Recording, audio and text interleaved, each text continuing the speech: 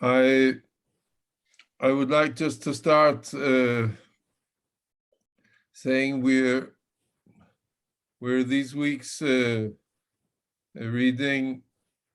Do you hear me well? Yes. Okay. We're reading these parshot in Sefer Breshit, and it's interesting how the stories of Sefer Breshit are the whole time coming back and again in also current events, and are being used or misused for all kinds of purposes. And I think it's important to put things into context, at least of how I read. So I'll just give a short also introduction, maybe some new reading or old reading of how I read some of just a very simple reading of what we go through. Let's take first the story of Avraham Avinu. Now, why is this important? Because we, for example, just saw about the Abraham Accords, how the Abraham Accords became relevant. Avraham Avinu was used again as the gathering for making peace accords with 4 Arab countries, but not necessarily in a very deep religious way. Although the leaders of the Emirates explained to me that this was following my inspiration and the religious peace initiative, which I started many years ago together with my Muslim colleague. I think it was not necessarily a very deep religious consideration which was behind this, but more a kind of secularization of religion in many ways. But if we really want to see what was the substance of Avraham Avinu, why was Avraham Avinu chosen to be Avraham Avinu by God? Why did God say to Avraham Avinu, out of all the people, why was he the one who was chosen to go to the land and to get the promise of the land for him and his and future generation? Why? Why was he chosen? Why was he so special in comparison to all other people? And I think the Torah says it very clearly why. But we just don't always read what it says in the Torah. It's not an interpretation. It directly says it in the Torah. The Torah says in chapter 18 in Genesis, in Breshit, the Torah says, Ki yida'ativ, because I know him. It's just after God says that Abraham will become a great and mighty nation, and all the nations of the earth shall be blessed in him, because I know him. But the word yidativ in Hebrew, in this context, means more than knowing. It means I elected him. I chose him. I knew him so well that I choose him. Why did I choose him? Lema'an asher yitzaveh et banav et beito acharav. Because he is the one who I knew that he would command to his children and his house, his household after him, v'shamru derech Hashem, that they would keep the way of God. Now, what is the way of God? La'asot tzedakah u'mishpat. Very simple. It is to do tzedakah umishpat. Now, tzedakah in modern Hebrew is charity, but in biblical Hebrew, tzedakah is tzedek, is judgment, justice. So it's justice and judgment. Justice and judgment. To do what is right, to do what is just. I chose him because I knew that he would be the one who would be able to teach future generations, his children and the future generations, to do what is right, to do what is just. That was why Abraham was chosen.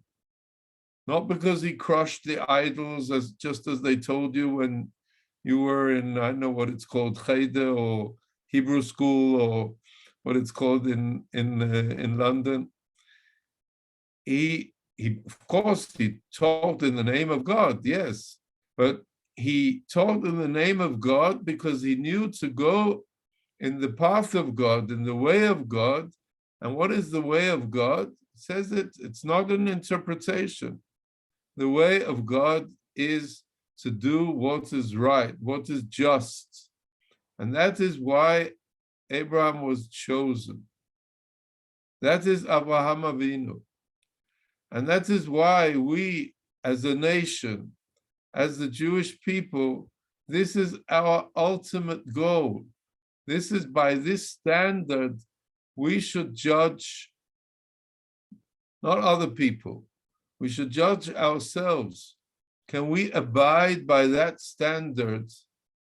Is this our goal? Is this our yad? Is this our yi'ud? Is this our purpose in what we do in our lives as community, as a people, as a nation, as a state? Is this our purpose? First of all, everything else is subordinate to that. So this is Avraham Avinu. But I want to continue more than that. I want to continue with what we're reading in this week's Parsha. In this week's Parsha, we have the story of Yitzchak, who is giving the blessing to his two sons, Yaakov and Esav. And this is a complicated story, not easy story to swallow. You all know well the story, how Yitzchak has two sons, one which is apparently his preferred son. He's the one who goes out to the outside world more. He goes, he hunts animals, and he goes to the outside world. And one who sits inside in the tent, one is Yaakov, one is Esav. And there is a discussion between him, as we all know, between him and his wife, Rivka, who is the preferred son who should get the blessing. And it's very interesting, something I noticed just when I started reading the Parsha now, yesterday. It's interesting when Yaakov, as you all know, he dresses as if Rivka sends him, and he dresses up as if he is Esav, and his mother cooks the good meal, which she knows that his father will like, and he feels his hands, and he says the famous statement, "Hakol kol Yaakov," the voice is the voice of Yaakov, "Vayadayim yedei Esav," and the hands are the hands of Esav. So he doesn't really know who he has in front of him. And and he says, who is it? And he says, it's Esav. And he gives him the blessing. But if we really are honest with ourselves, we must ask ourselves, which I did yesterday, which I didn't really think about before, I must confess. It couldn't be that difficult. It's true that he was practically blind.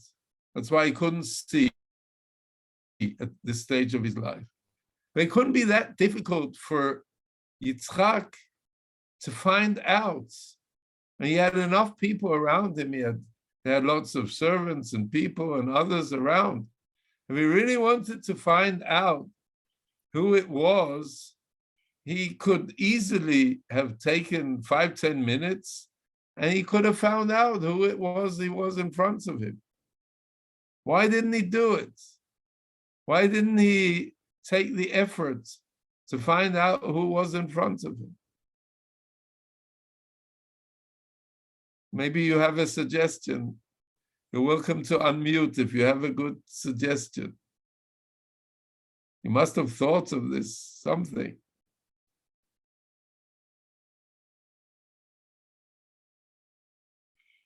Nothing? I mean, he heard clearly that it was the voice of Yaakov. He couldn't hide his voice. Couldn't. So I'll tell you what I thought. And I think it fits in also with the story, but I think like this. I think that it wasn't that important for him who it was. There were two options.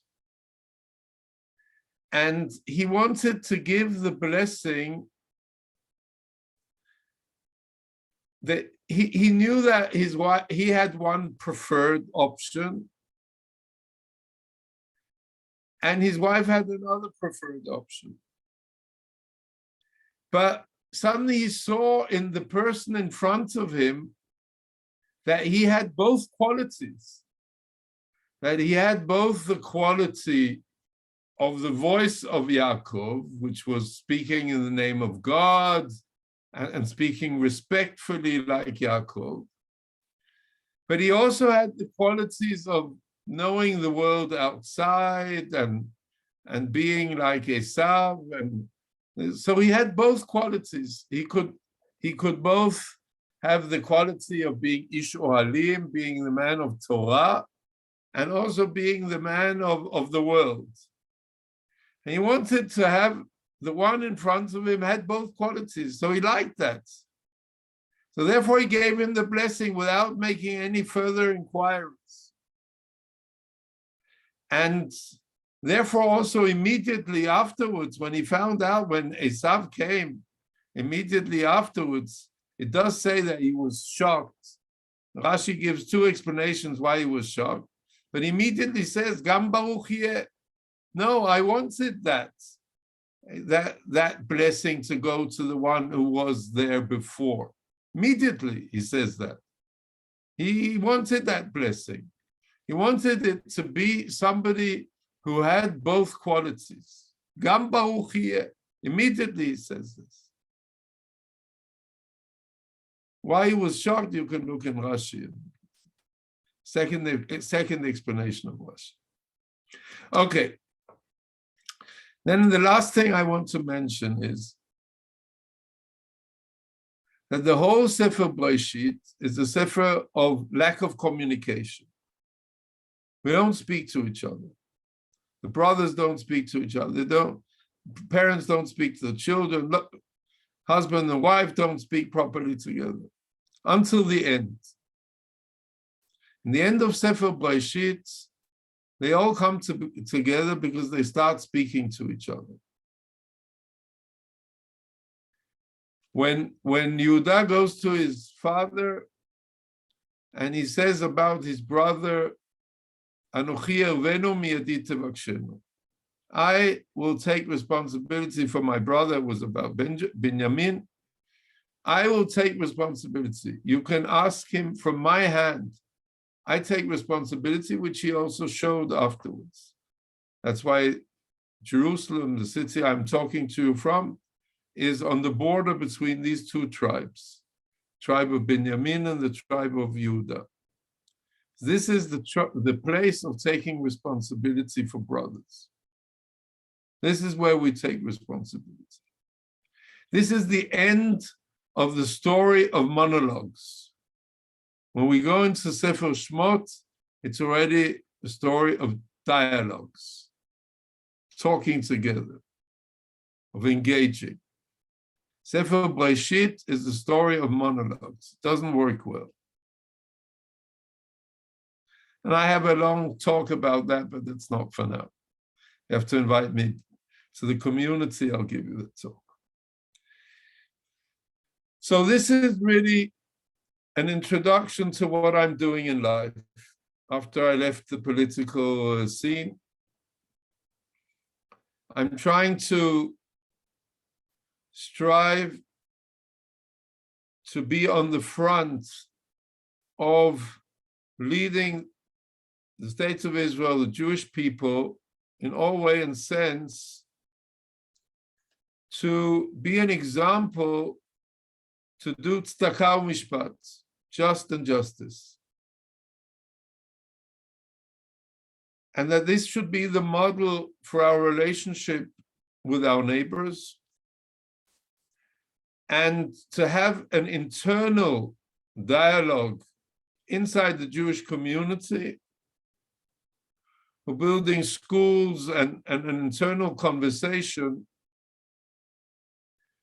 where we have very religious kids and very secular kids all studying together,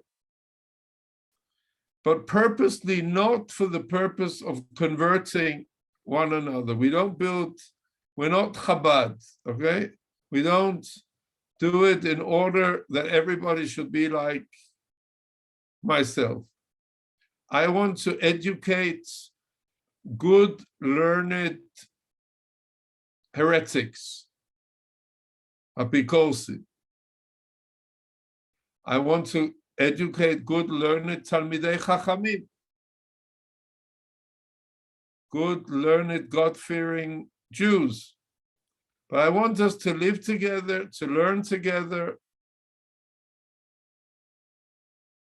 I'll even quote the late Chief Rabbi of Great Britain, who I was very close with, Chief Rabbi Jakobowitz,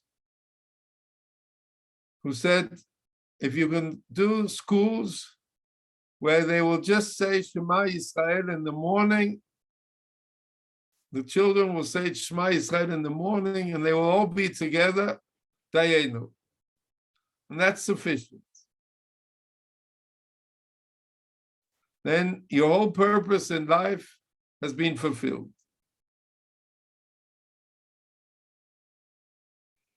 Besides from him agreeing also on our whole political agenda, but that's another story. He really had a lot of,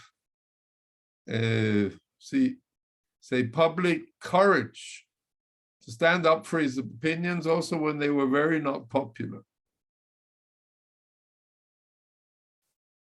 And should be remembered and respected very much for that. Zichrono livracha. In any case, so this is what we're doing. We started off with the first school 21 years ago. And this week, on Wednesday, we're celebrating together with the President of the State of Israel and many ministers and Knesset members and others. We're celebrating our 20 years anniversary. It's 21 years, but everything was postponed because of COVID. So we're celebrating. We now have 158 institutions all over the country. And we're working with institutions all over the world who think likewise, like we are doing. And we prepare materials and are working, and we prepare teachers and educate teachers. We have Batei Midrash, we have Mechinot, and it's a whole new concept of how you study Judaism, which is exciting. And I believe in our world it's working. It's working much better than the secular schools and the religious schools. And so this is developing, and we don't do any public relations. People with the best kept secrets. And people just come. They, from earsake, they come and they want to start new schools, and we help them to start new schools. Our only problem is that I have to fundraise for all these schools, but that's a minor problem. But the concept is that we mix, that the same concept as I talked about, Akol Kol Yaakov Yadayim Yedei Esav. It's not that we mix Yaakov and Esav together, but we mix the concepts that you can be both very strongly involved in Torah and you can be strongly involved in humanism. You can be strongly involved in democracy, and you can be strongly involved in this being a Jewish state. You can be strongly involved in world affairs, in Jewish peoplehood, and you can be strongly involved in all kinds of world literature and so on, which you can't do in Israel. In Israel, everything is dichotomic. You're either or. Either you're for Judaism or you're for democracy. Either you're for humanism or you're for Torah. There is no dichotomy in Israel. Everything is either or. And this is what creates parts of the problem in our world and in our situation, which is then reflected later in the Israeli society. And also we mix the populations. And so we don't want to make a big cholent out of everything, right? We want everybody to be strong in their own identity. And we don't think that we should, mix every identity together. No, we want the religious to be stronger religious, and we want the secular to be stronger secular, or whatever they are. So this is when it comes to the schools. And then I spend a lot of my time, as I said, on the peace. I come from a different approach than what everybody else works with. All the other peace organizations here in this country, they work with, they speak to the choir. They work with usually with the secular left of the Israeli society, with the secular left of the Palestinians. And it's not doing anything. It's like with the peace process. It was a total failure because it didn't include the vast majority of the populations. So we believed not that the secular left should not deal with the peace. It's fine that the secular left works with peace, but we need to open the tents so that everybody can be involved with the peace. And first of all, the traditional and the religious community. We think it's a religious obligation to be involved in peace. And we work with all those who are mostly against the peace. The more you're against the peace, the more we'll work with you. The people who support the peace, we don't work with them. So we work with the fringes, with those who are mostly difficult. And we have a long-term strategy. I started to work with Islamic movements. I started to work with the settler movements. And I did this already for 25 years. And in the beginning, everybody was against what I was doing. And now everybody is joining. And it's quite interesting how this has developed. One of the results of our work is the present Israeli government coalition. Is it easy? No, it's not easy. But that you can bring together a right-wing party, which was to the right of the Likud, with the Islamic movement, which is a partner in our religious peace track, that you can bring them together in one coalition was very, very hard work behind the scenes of our coalition and myself. Now, this is not in the newspaper. There was one big article about it in the New York Times, but I don't give interviews usually about it.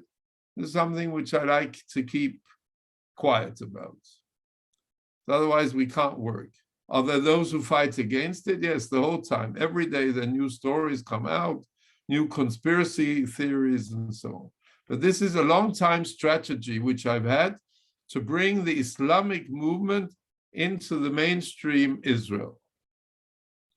The same way I'm working to get all the Palestinian fractions from the Fatah to the Hamas to get them into the peace process. Working very hard. For me, it's much more important to get the Hamas into the peace process than the Fatah. The Hamas is, I believe, on its way into the peace process.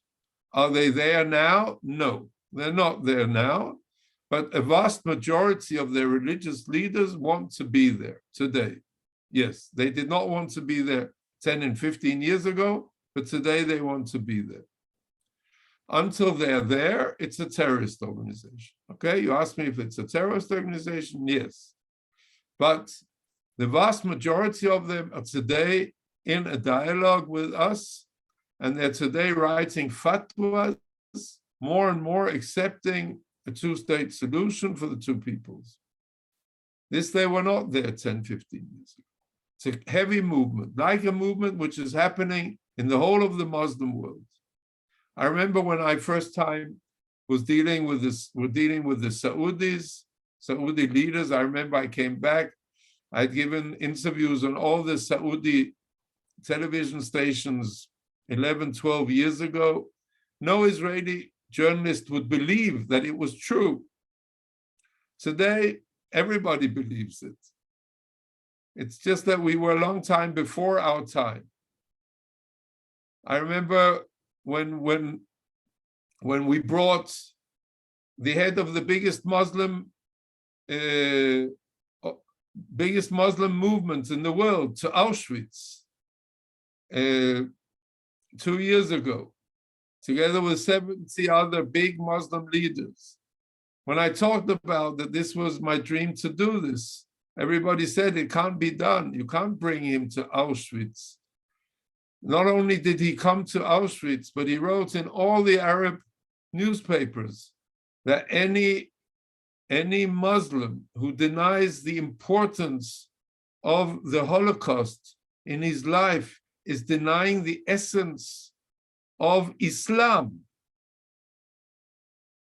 Now this is really changing the mode of how we can work together. It takes time. It needs a lot of conversations, a lot of engagement. And those who are afraid, no, we can't engage. These people are enemies. We need to engage. As it says in Avot Rabbi Natan, Ezehu Gibor, those who are the important people are those who turn the enemies into friends. You can't just engage with those who are your friends. Okay? There's no point. We can't change the world that way. This is how we change the world. This is by engaging. This is how we've been able to save thousands of lives over the recent years, both Israeli lives and Palestinian lives. And today our model for religious peace is being copy-pasted all over the world. We have a program now which will be launched for all over Europe. We're working in Africa. We're working all over the Middle East, not only between Jews and others. We're working between Shiites and Sunnis. We're working between Christians and Muslims. Everywhere where we're asked to go in, we come in with the same model of how we engage in religious peace. So this is like a very short, very, very, very short version. We worked in the mixed cities in Israel. We have programs, again, with some of the very extreme Jews who otherwise will not engage in any way with any Arab at all, for sure not any Palestinians. But under our framework, they're willing to do this. And this is how we can move things forward and find solutions. So this is part of our vision. Of course, we're also working with many other issues. You have now the Glasgow summit this week. We had an important letter of all the leading rabbis in the Zionist movement, which we got out to our prime minister before he left for Glasgow this week. It was in the top news here on Friday, and the prime minister acknowledged that this was very important for him before he went to Glasgow. And it was again, rabbis, Zionist religious rabbis who got together from all shades to say that it's pikuach nefesh. Now it's saving the lives. Now you have to do something dramatic in the name of the State of Israel. And we have an organization which I have the honor to lead called Teva Ivri, which is dealing with the combination of Jewish identity and sustainability of the world, which we've worked on for the last many years. And this year is the Shemitah year, and it has a great importance. Shemitah is one of the Jewish models of sustainability. And we have many other organizations which I think are equally crucial for the future of the Jewish people.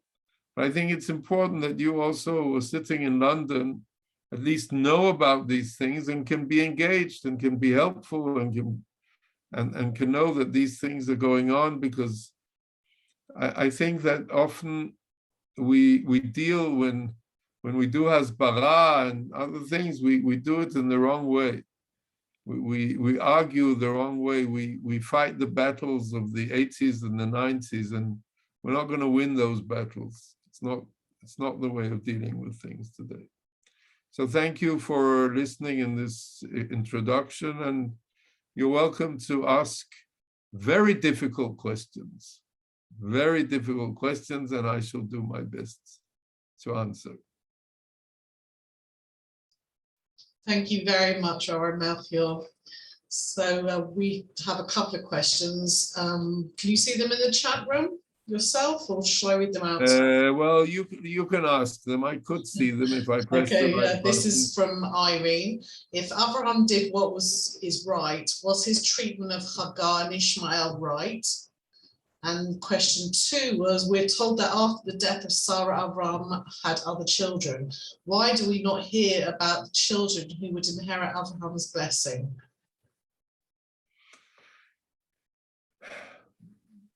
Well, the whole story, the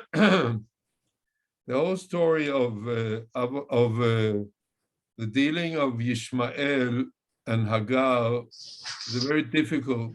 It's a very difficult story. And there's a lot to go into that story.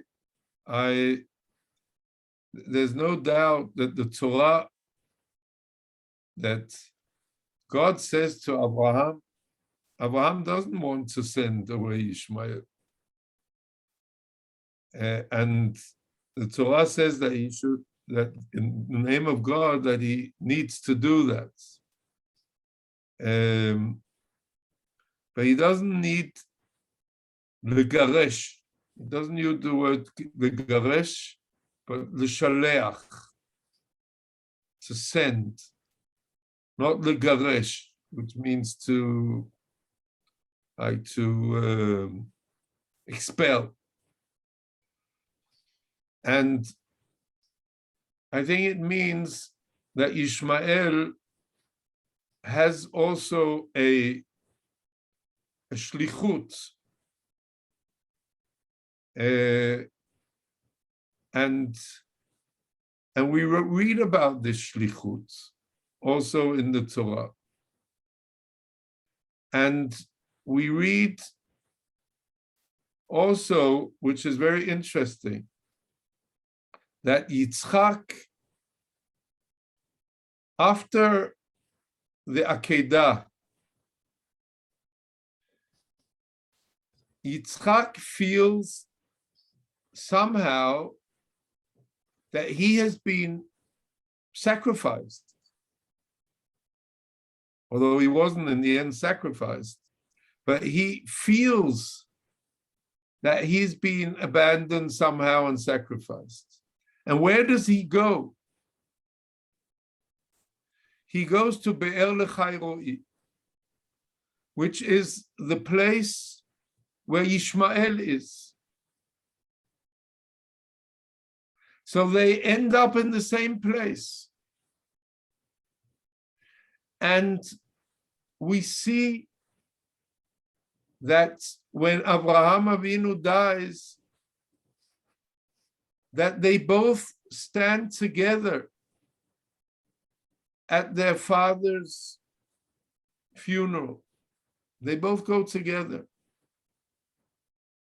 So that we see that in the next generation, there is a reconciliation. And if you read the explanation of the Ramban, you'll see that there is a condemnation. Ramban writes very strictly against the treatments which Sarah treats Hagar. So it's not so clear, the whole story of how Hagar and Ishmael were treated, that's the right treatment. But there's a lot to say about this, which is for studying in depth. Let's go to the next question. Have you visited Neve Shalom? That's in England. And can you work with them? That's from Anthony. Neve Shalom in England? Yeah, I think it's in England. No. Maybe, Anthony, you want to unmute yourself and tell the rabbi more about it? No, I think Neve Shalom is here in Israel. Yeah? Okay. Yes, yes. Right. No, I know about Neve Shalom. I haven't visited, but I think it's fine. It's good. There are lots of good places here. And I haven't visited because it's not exactly that's not what I do. I try to concentrate on where I can be useful, not where I can't be useful. So there's a lot of things I don't do. I don't go to conferences. I don't do all kinds of things. I have to be very precise with what I do and what I don't do. But I know about the work of Neve Shalom. And I'm supportive of it, but it's not what I do. And El has asked, where can we learn more about the peace work you are doing? And is there anywhere in the UK that this is happening? Well, at this stage, not. I work more with, I had a talk to, the chief rabbi invited me a couple of years ago to speak to all the United Synagogue rabbis at he has an annual gathering of the United Synagogue rabbis where I did speak. But I think it was 3 years ago. But they were a little shocked, I think. I worked more, it was okay. But I worked more with the American RCA. They invested actually more, the American Orthodox rabbis, they actually took their rabbis in groups here to learn about our work. So we've had groups of 10, 15 Orthodox rabbis who have come, and for a week, a visit of a week at a time. And we've had about 70 of the leading American Orthodox rabbis who have learned about the religious peace and visited both the Palestinian side, the Israeli side, talked to all. And that's really made a radical change in the communities, because they've invested time and thoughts. And I've also spoken to the communities. I went on a tour right before. We had also a conference in Washington, and I spoke at the Yeshiva University, and we had a conference. I always speak together with leading Muslim leaders. It was the first time that there was the biggest posek, the biggest religious authority of the Islamic movement, spoke at the Yeshiva University, and had the Muslim prayer at the Yeshiva University. It was quite a sensation. And, I spoke together with him in one of the biggest synagogues in Brooklyn. We had maybe 700, 750 people on Shabbat morning in Brooklyn, where they all, at least 95% Trump voters, and they sang Kedusha on Shabbat morning in the tune of Salam. You can just figure that. It was a transformation, and we studied sources. We spent 3 hours. I presented them with sources they didn't believe existed, from the Talmud, from Midrashim. They really invested in it. I didn't feel that kind of willingness to investment from the British rabbis, but maybe there are some. I know that there are some who want. But we have a website from Mosaica. It's now under working. It will be more developed. And there is also an American organization we work with who has a more specific website which goes through the religious peace, which is referred to in our website here under Mosaica. You can find some of this on online. How do you have the time to invest in all these different organizations? It's quite unbelievable. And don't forget also, I do it together with being a rabbi of a nice community here in Talpiot. I'm the chief rabbi of Norway. I'm the Av Bet Din of the Nordic communities. I'm the head of, you don't know how many organizations. And I don't really know how. I work a lot of hours every day.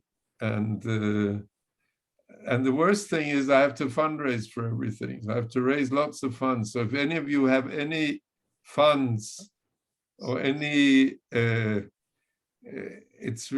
is really the most difficult thing, because I have to raise so many funds every year. I start from scratch, and this is the most difficult, because I don't like fundraising, and I have to carry all these organizations on my shoulders. So this is, and we don't have an apparatus of fundraising like most organizations have.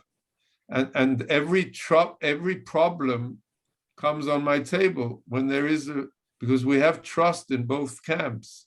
So we have trust on the Israeli camp. We work also with the army, with the Shabbat, of course, with the government. And we work with on the Israeli side, and we work with the other side, all over the all over the Arab world. Everybody wants to work with us. The Qatars and the Emirates and the Moroccans and the Egyptians and the Iraqis and the Saudis and the everybody, the Jordanians and also all the countries we don't have diplomatic relations with. So what's your next organization going to be, Rabbi? Next organization.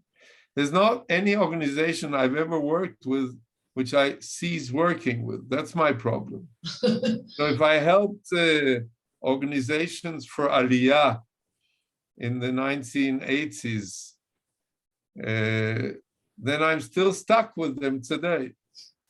So I'm helping like 35 organizations which deal with immigration and absorption in Israel.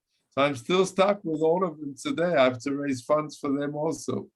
And they're still around and still work with immigration for Ethiopians and for Russian immigrants and the beautiful organizations. How can I abandon them? Everything is stuck with me.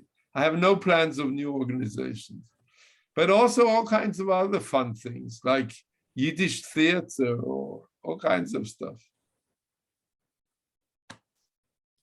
I don't know how I get involved. You live a very exciting life.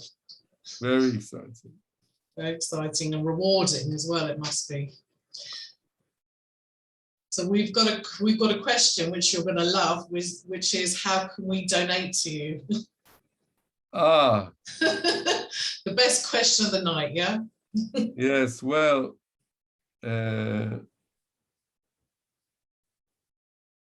I don't even know if we have a British tax-free. I don't think we have that. We have an American and Canadian. I don't think we have a British tax-free donation because we don't have. But you can donate to our organizations if you just write. I mean, we can do it through you, Beth, maybe, and we can send you our the accounts of our different organizations, and whatever organizations you would like to donate to. They're of course all in Israel. They're tax-free and they're all amutot, reshumot. They're all yeah. So if anybody would like to donate, please get in contact with me and I'll pass on Rabbi's email, and then you can be in touch with him. Do my email, yes. Fantastic. Has anybody else got any more questions before we finish? Right. Some tough question. Yeah. To who? What's your question, Rabbi? No, there was somebody who wants it, I saw. Oh, I can't see them. Peter Jacobs, or Mrs. Jacobs. You have to unmute. Yeah, you have to unmute yourself, Peter. Okay. There you are. There you are.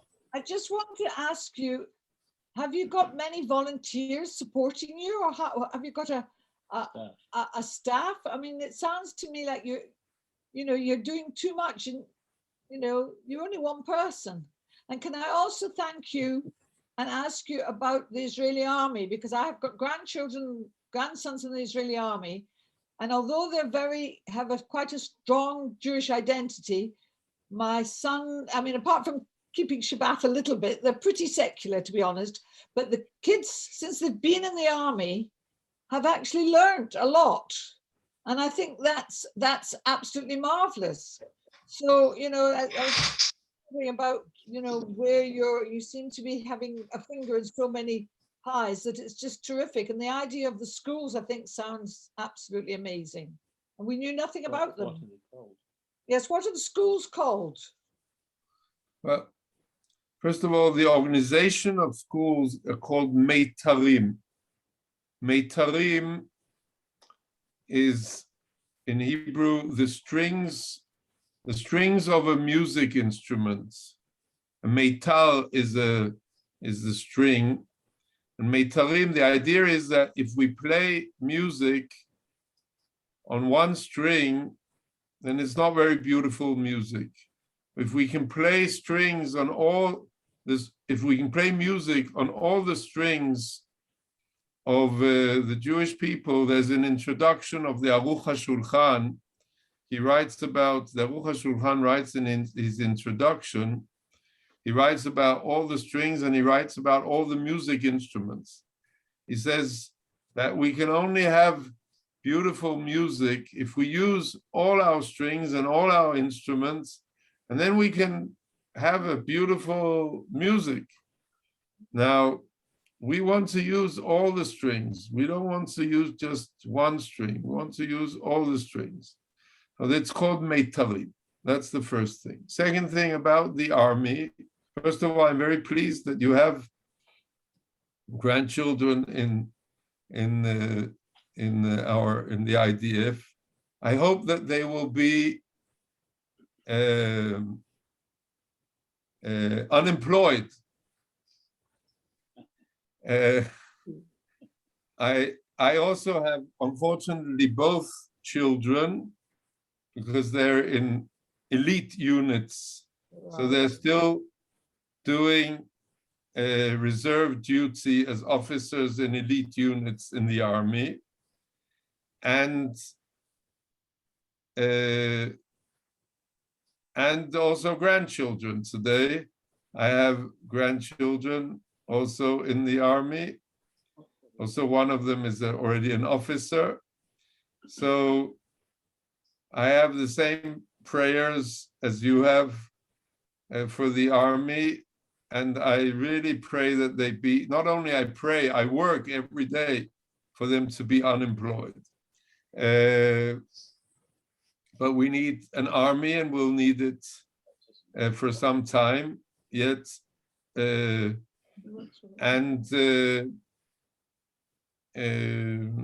pleased to hear that the Jewish identity is strengthened also in the army. It doesn't always happen that way, I must confess, but I'm pleased to hear that that is your experience, or the experience of your grandchildren. And the army is, it's a mixed experience. It depends which unit you are in and which officers you have and who you are with, and it's a very much a picture of the Israeli society, for better or for worse. And there are very, very good things going on in the army.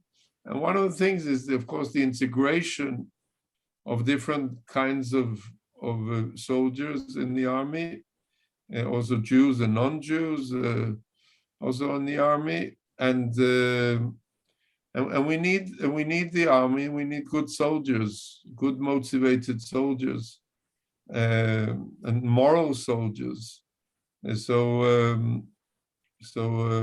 very much so. You had another question. Yeah, we have people who work.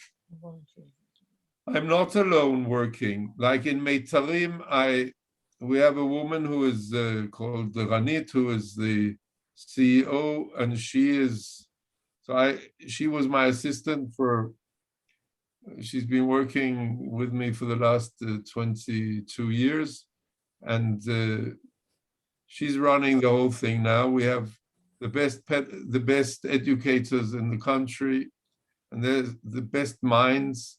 I just sit and listen to them sometimes, and I get inspired, and I learn so much from them. And so I get sometimes 3-4 times a week, I get orders from her now. Once I gave her orders, but now it's the other way around. Now she gives me orders what I have to do, and I do it as a good soldier. And the whole organization is running itself. We have also another organization which I didn't speak about. It's in parts of Mosaica. It's everything which has to do with what's it called in English? Gishur,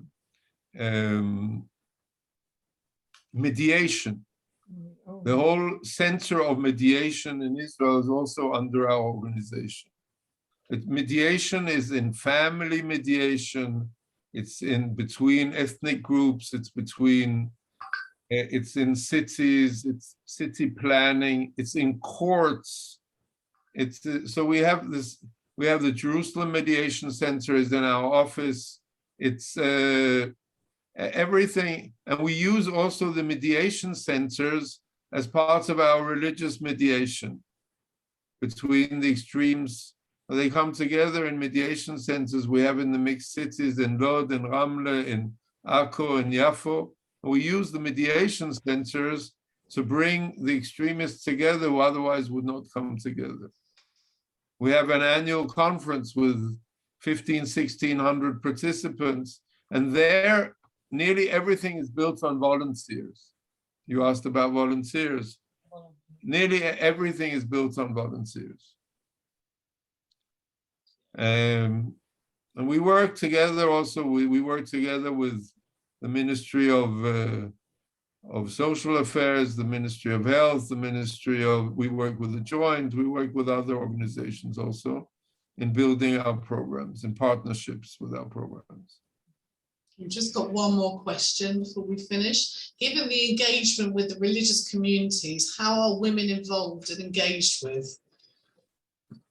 Well, with the religious communities? That was the question? Yeah. We have a women's coalition which is running parallel with the men's coalition of religious and ultra-religious Jewish women and Islamic movement. It took a long time to get it going. Actually, the Islamic women were not willing to go into it. But a couple of years ago, they agreed under very strict terms to go into it. One of the conditions was that there were no men involved. So, for example, I have a meeting here in 10 days here in my home, and I'm not allowed to be in that meeting. I can be in my home. I can say welcome in the beginning, and then I have to leave. My wife is allowed to participate, but I have to leave. I can't be a part of the meetings. And these are very, very strictly, very, very orthodox and very, very strictly orthodox Islamic women, but they're kicking it off very well together, and I'm allowed to get reports afterwards. What's happened? I'm allowed to pay the bills. That's what I can do. And they're doing lots of programs now, and they find lots of things to do together. They find a common language, so it's fine. Thank you so much. And I can just add one thing also, which is interesting. Because of the work we have together, the Islamic movement has changed its legislation so that women can become Knesset members now for the first time in the Islamic movement, which doesn't happen in the Haredi Jewish parties. So that we have a very, very excellent Islamic woman who's in the Knesset today as a result of our work together. She was a part of our coalition, and she became now a Knesset member. And they've also changed the rules in the Sharia courts. They can now have women sitting in the courts. It was accepted both by the Fatah and the Hamas. And it was written by the Psak Din was written by my main Islamic colleague who permitted this. So there are changes happening, which if you suggest that to the London Bet Din, I'm not sure it will happen.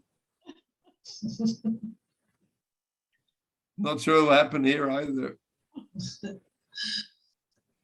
But it's happening. Rabbi, thank you so much for this talk this evening. Thank you for staying up later, because it's obviously later in Israel. We appreciate that. And if you'd all like to unmute yourselves and just give Rabbi Melchior a welcome appreciation. Thank you. Thank you very much. Very good. That's great. You should have a lot of koyach, Rabbi. Absolutely. Yes. And lots of haslacha to carry on with everything you're doing. It's amazing. Thank you. Very. Thank you, everybody, for thank joining you us this evening. Thank you. Nice to see you all. Thank you very Thank much. you, Beth. Thank you. Thank you. Bye. Good night. Good night. Bye-bye. Good night. Bye-bye, Rabbi. Thank you. Margaret, I hope that you will remember this in 25 years, just as you remember the last one. Nice to see you, Margaret.